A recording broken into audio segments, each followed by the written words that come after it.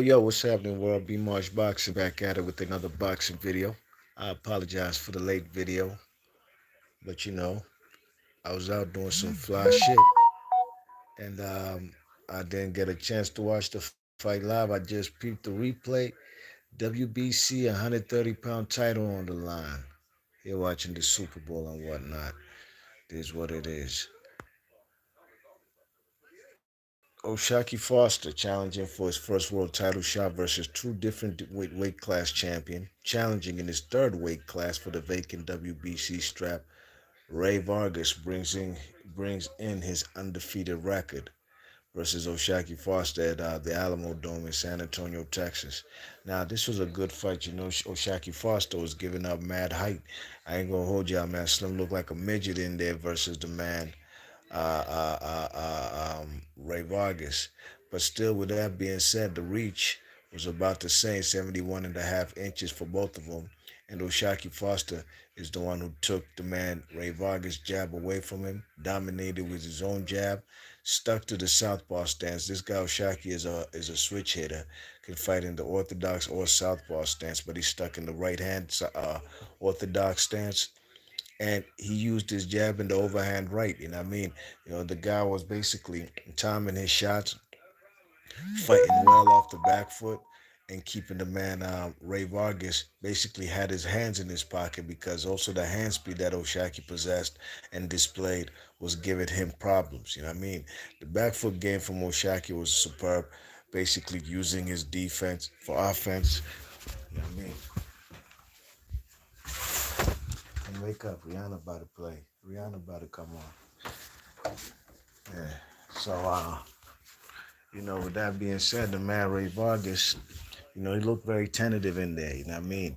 It looked like he couldn't pull the trigger. And Oshaki Foster, yeah, I gave him the first rounds round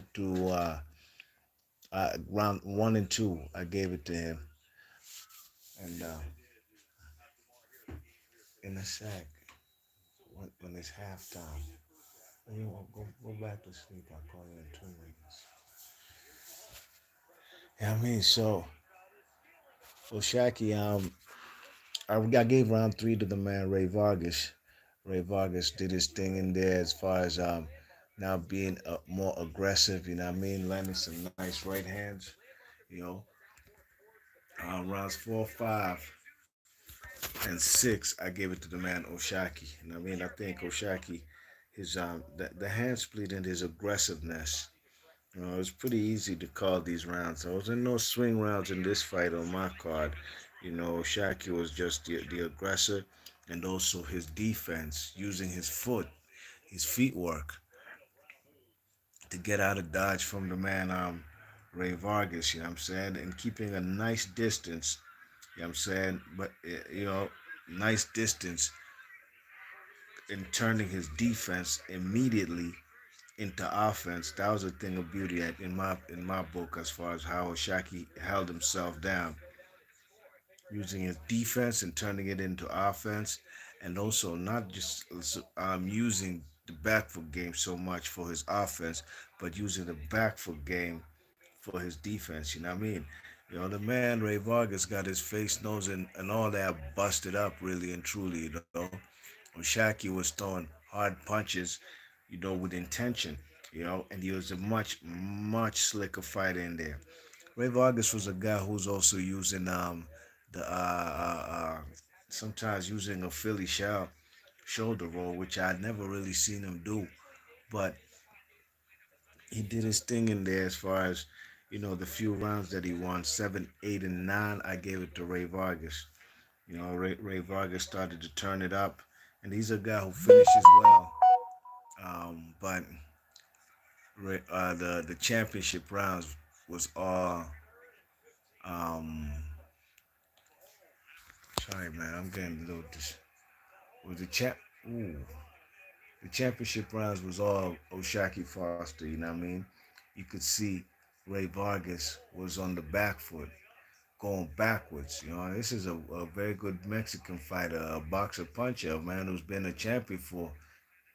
He's never lost. Two different weight classes, but in the later rounds, it was obvious.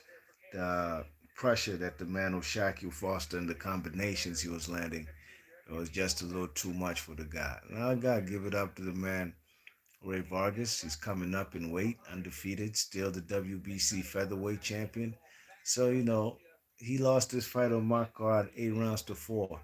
I mean, I gave Ray Vargas rounds three, um, 7, 8, and 9. And everything else was the kid from Texas, who came in with 2 losses. You know what I mean? I remember seeing one of his losses back when on Showbox, you know. But he held himself. Oh my gosh, this. Sorry, how much of the Super Bowl, man? I ain't trying to see no. I don't want to see no punt returns or kick returns for a touchdown. But that's neither here nor there. So Shaki Foster, congratulations to him, man. The WBC champion at 130. And just last week we watched the what was it, WBO title, vacant strap on the line. It was at stake between Liam Wilson from Australia versus Carlos Navarrete, a guy who's also moved up from 126 pounds. So Ray Vargas couldn't do what he had to do, but Ray Vargas also didn't fight a Liam Wilson. Just the truth about it. That top rank diet is a little different. I mean, compared to what Ray Vargas had to go through with Oshaquie Foster, who was a much slicker, more determined fighter tonight. And congratulations to him. So the IBF strap is held by the Hector Garcia. No, is it? No, the WBA strap held by Hector Garcia at 130. The IBF is held by is it Rakamov at IBF strap. WBC, here's Oshaki. And the Emmanuel Navarrete with the WBO strap. We will see a unification from these guys. Hopefully, we can see one between Hector Garcia and Oshaki, because that's an in-house fight with the PBC.